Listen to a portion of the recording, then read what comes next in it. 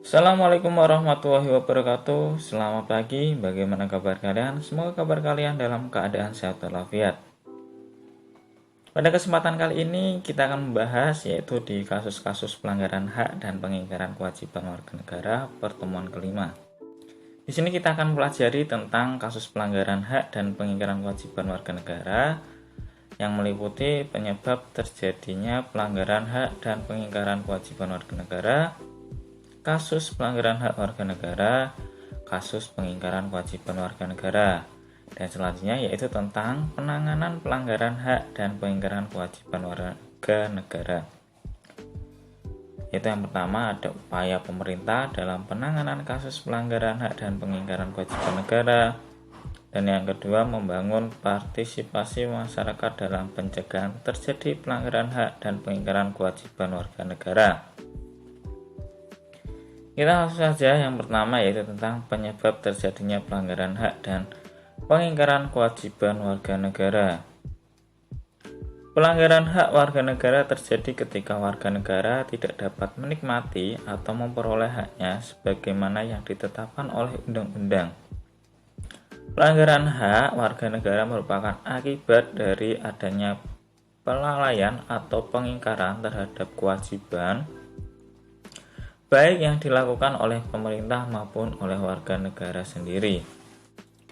Misalnya, kemiskinan yang masih menimpa sebagian masyarakat Indonesia. Hal ini dapat disebabkan program pembangunan tidak berjalan sebagaimana mestinya, atau bisa juga disebabkan oleh perilaku warga negara sendiri yang tidak mempunyai keterampilan sehingga kesulitan mendapatkan pekerjaan yang layak. Pelanggaran hak dan pengingkaran kewajiban warga negara diantaranya disebabkan oleh faktor-faktor berikut. Dari yang pertama, sikap egois atau terlalu mementingkan diri sendiri. Yang kedua, rendahnya kesadaran berbangsa dan bernegara. Yang ketiga, sikap tidak toleran. Yang keempat, penyalahgunaan kekuasaan. Yang kelima, ketidaktegasan aparat penegak hukum. Dan yang keenam, penyalahgunaan teknologi. Kasus pelanggaran hak warga negara.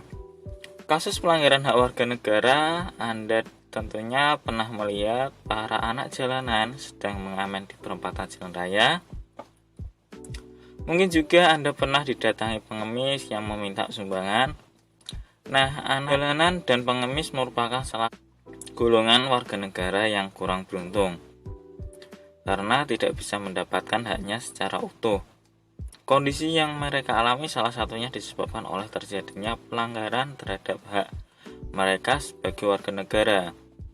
Misalnya pelanggaran terhadap hak mereka untuk mendapatkan pendidikan sehingga mereka menjadi putus sekolah dan akibat mereka menjadi anak jalanan.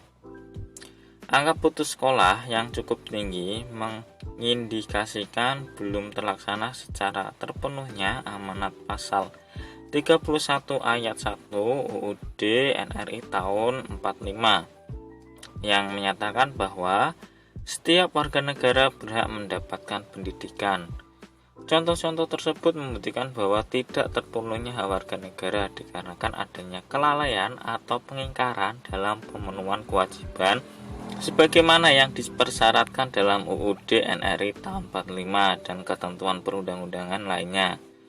Hal-hal tersebut apabila tidak segera diatasi dapat mengganggu kelancaran proses pembangunan yang tidak sedang terlaksana. Yang ketiga, kasus pengingkaran kewajiban warga negara. Pengingkaran kewajiban warga negara banyak sekali bentuknya, mulai dari sederhana sampai yang berat. Di antaranya adalah sebagai berikut. Dari yang gambar pertama kan bisa lihat, yang pertama adalah gambar membuang sampah sembarangan. Dan yang kedua, melakukan kegiatan pelanggaran lalu lintas. Yang ketiga, merusak fasilitas negara. Itulah kasus pengingkaran kewajiban warga negara yang mulai dari terkecil maupun yang terberat.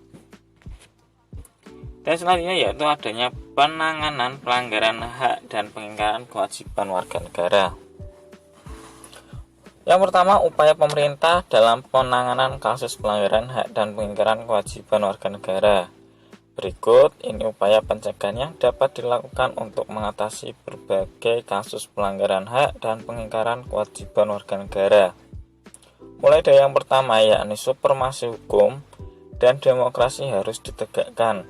Yang kedua, mengoptimalkan peran lembaga-lembaga selain lembaga tinggi negara yang berwenang dalam penegakan hak dan kewajiban warga negara seperti Komisi Pemberantasan Korupsi atau KPK, Lembaga Ombudsman Republik Indonesia, Komisi Nasional Hak Asasi Manusia atau bisa kalian sering dengar yaitu tentang Komnas HAM, Komisi Perlindungan Anak Indonesia atau KPAI, dan Komisi Nasional Anti Kekerasan Terhadap Perempuan atau Komnas Perempuan.